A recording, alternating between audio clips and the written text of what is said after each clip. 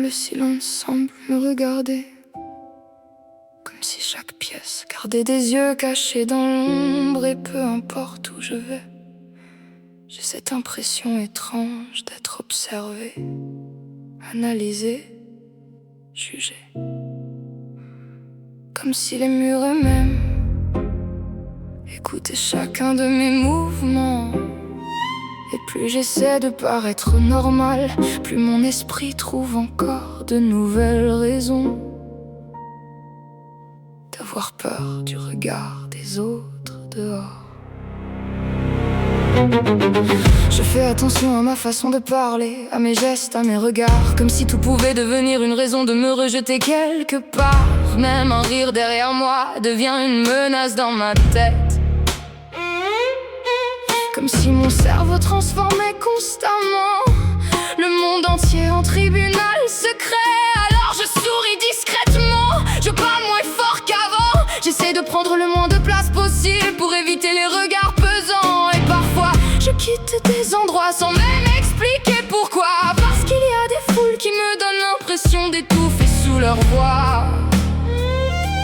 Je regarde souvent autour de moi, en essayant de deviner ce que les gens pensent réellement, comme si mon cerveau cherchait constamment des preuves que je dérange silencieusement.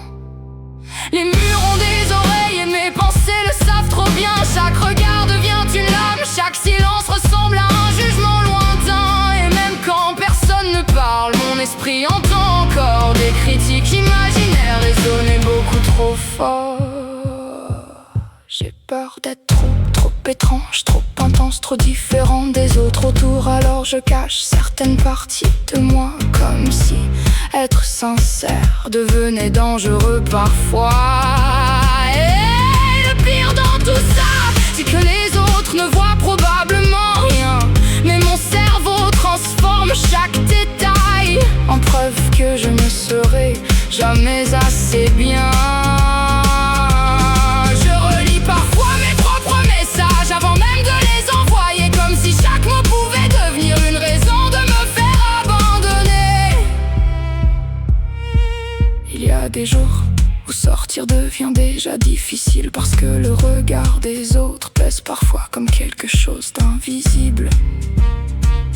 Comme si chaque personne croisée était capable de voir toutes mes failles, comme si mon anxiété écrivait mes défauts directement sur ma propale. Alors je suranalyse tous mes mots, mon visage, mon attitude. Je repense ensuite à chaque conversation pendant des heures dans ma chambre noire, en cherchant encore ce que j'aurais dû mieux faire ce soir. Et même les réseaux sociaux finissent parfois par devenir étouffants, parce qu'il y a toujours cette peur silencieuse de ne jamais être assez pour les gens. Alors parfois je disparais un peu, je réponds moins, je m'éloigne doucement, comme si l'isolement pouvait protéger mon cœur des jugements.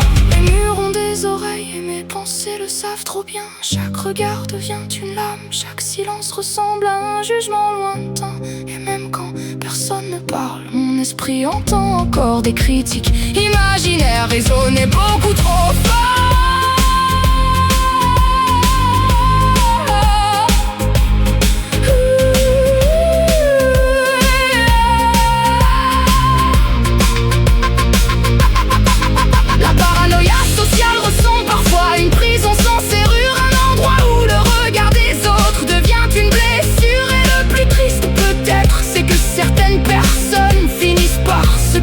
Complètement, pas parce qu'elles détestent le monde, mais parce qu'elles ont peur de ne jamais être acceptées réellement.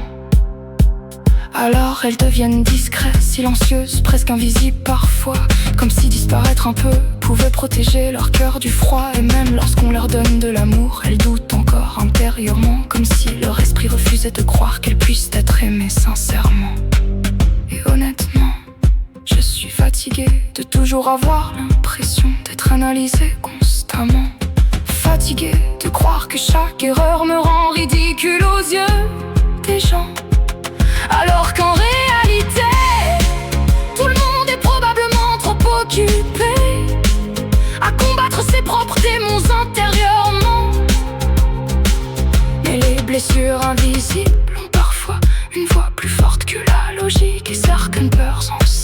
finissent par transformer le monde en endroit hostile.